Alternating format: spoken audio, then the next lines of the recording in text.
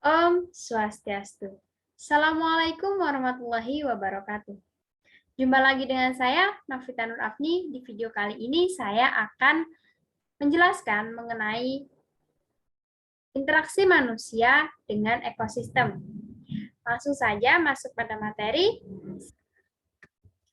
Jadi, seperti yang kalian ketahui, saya Novita Nur Afni. Di sini saya akan mempersembahkan terkait interaksi makhluk hidup yang mempengaruhi ekosistem.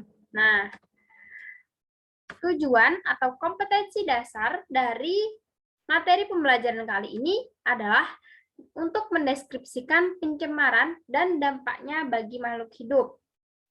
Nah, kemudian langsung masuk pada pengertian pencemaran lingkungan.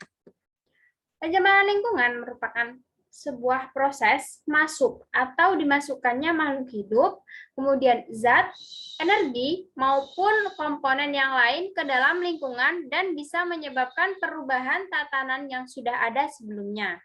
Jadi pencemaran lingkungan itu biasanya berkaitan dengan adanya kegiatan yang mengakibatkan perubahan suatu tatanan yang sudah ada sebelumnya. Nah, bentuk pencemaran yang pertama adalah pencemaran air. Pencemaran air adalah suatu perubahan keadaan di suatu tempat penampungan air seperti danau, sungai, lautan, dan air tanah akibat aktivitas manusia. Nah, pencemaran ini sudah dikatakan dari awal bahwasanya adanya sebuah perubahan tatanan dari suatu kegiatan. Nah, biasanya kegiatan atau aktivitas itu disebabkan oleh manusia. Nah, pencemaran air itu letaknya ada di daerah perairan. Kemudian, beberapa hal yang dapat menyebabkan terjadinya pencemaran air, diantaranya adalah adanya badan air yang dapat tercemar karena berbagai macam zat seperti mikroorganisme patogen, kemudian adanya limbah organik yang dapat membusuk, kemudian masuknya nutrisi tanaman, kemudian adanya bahan kimia beracun, endapan, panas, minyak bumi, dan juga zat radioaktif. Jadi ini beberapa zat atau beberapa kegiatan yang bisa menyebabkan terjadinya pencemaran air. Nah, kemudian di sini saya akan memaparkan mengenai contoh bentuk pencemaran air. Nah, di sini di gambar yang pertama, sungguh sangat keruh dan menjijikan. Itu merupakan akibat dari adanya kegiatan manusia pembuangan limbah ke sungai. Jadi di foto ini sudah terlihat jelas adanya limbah air keruh yang kemudian dibuang dan dimasukkan ke sungai. Nah, hal inilah yang mengakibatkan pencemaran air yang disebabkan karena adanya limbah organik, kemudian juga karena zat radioaktif, kemudian juga adanya kotoran yang mempengaruhi kebersihan dan kejernihan sungai. Kemudian contoh yang kedua adalah di sini ada sebuah sawah, namun di sini tanamannya mati dan loyo karena ini diakibatkan adanya sebaran limbah cair dari industri tekstil. Nah, biasanya sawah mengalami hal tersebut karena lokasi sawah berdekatan dengan lokasi tempat industri. Jadi,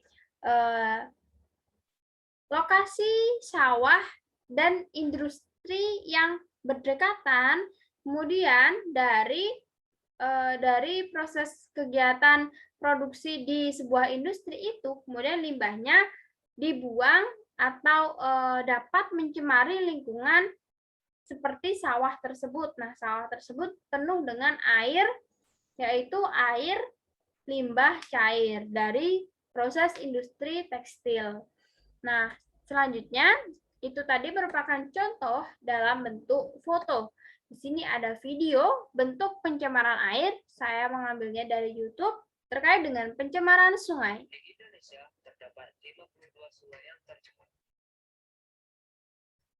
Pencemaran berasal dari sampah rumah tangga yang dibuang dan zat kimia pabrik yang dibuang ke sungai tanpa pengolahan. Pestisida pertanian yang berlebihan. Akibatnya ekosistem di sungai tercemar. ikan pergi berimigrasi mencari tempatnya bersih. Pendapatan nelayan berkurang. Itu dia merupakan bentuk pencemaran air. Nah, yang dimana tadi itu ada kegiatan pembuangan limbah, sampah rumah tangga, dibuang ke laut.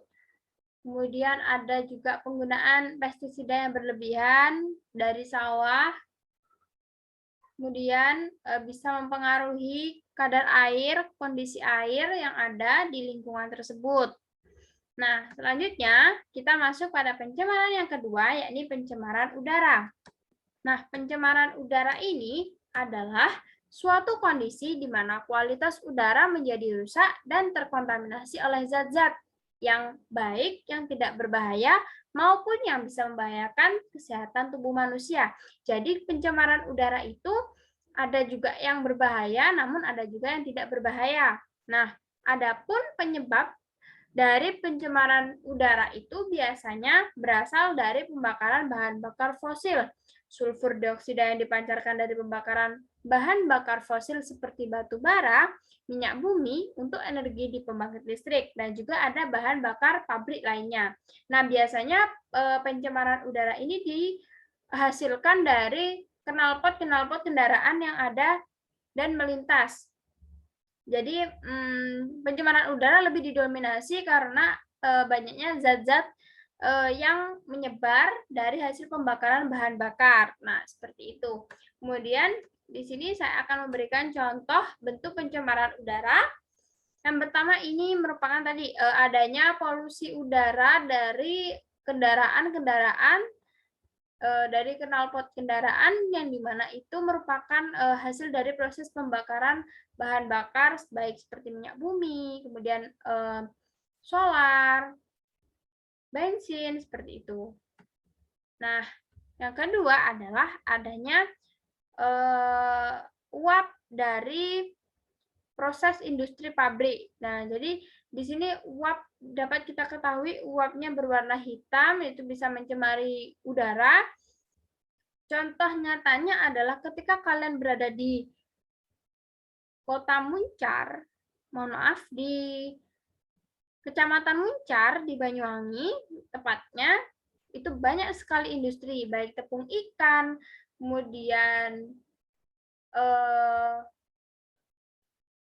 sarden, seperti itu. Biasanya itu industrinya mengeluarkan asap hitam seperti itu, yang dimana baunya itu bau menyebar ikan hingga seluruh area Muncar, seperti itu. Itu merupakan bentuk pencemaran udara. Nah, di sini saya sudah menyajikan sebuah video terkait pencemaran udara.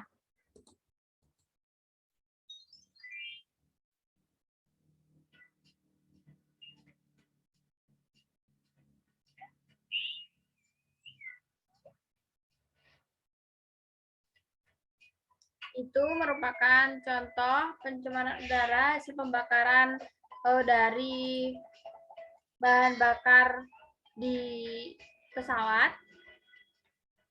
Ini merupakan asap dari pabrik.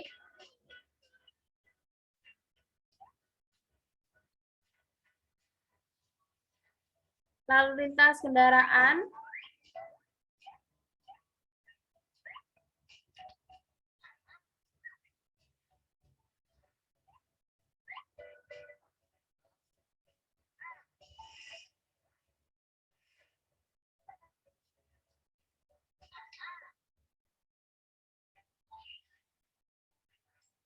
Nah, bersepeda menggunakan sepeda seperti ini bisa membantu mengurangi adanya pencemaran udara karena tidak terjadi pembakaran bahan bakar.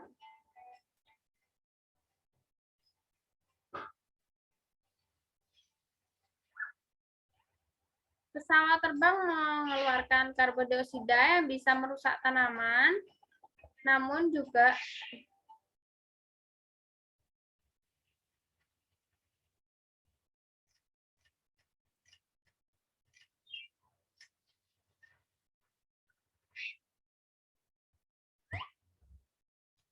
Oke, selanjutnya kita akan bahas mengenai dampak pencemaran Dampak pencemaran diantaranya yang pertama adalah terganggunya keseimbangan lingkungan. Nah, bisa kita ketahui dari video-video yang sudah kita tayangkan tadi, yang dimana seperti pencemaran air, terjadi terganggu keseimbangan lingkungan, seperti semisal tadi air sungai yang awalnya jernih karena sering diberi limbah, sering menjadi tempat pembuangan limbah, baik limbah cair maupun limbah sampah rumah tangga, mengakibatkan kondisi air tersebut bisa rusak, keruh, bau, seperti itu.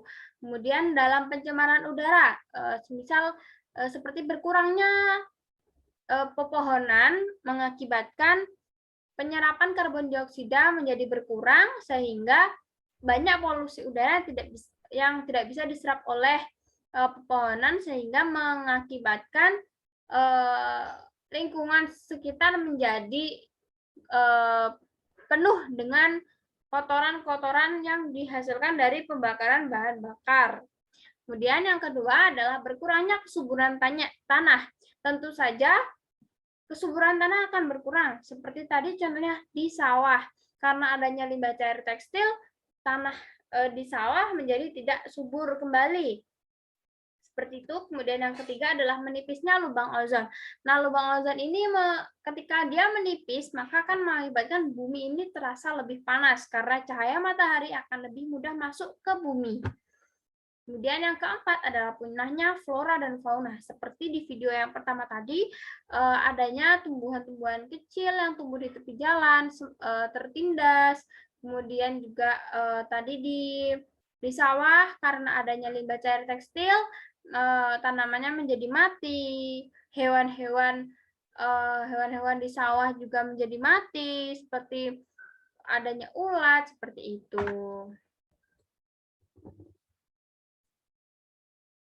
Sekian pemaparan materi terkait interaksi manusia dan keseimbangan lingkungan.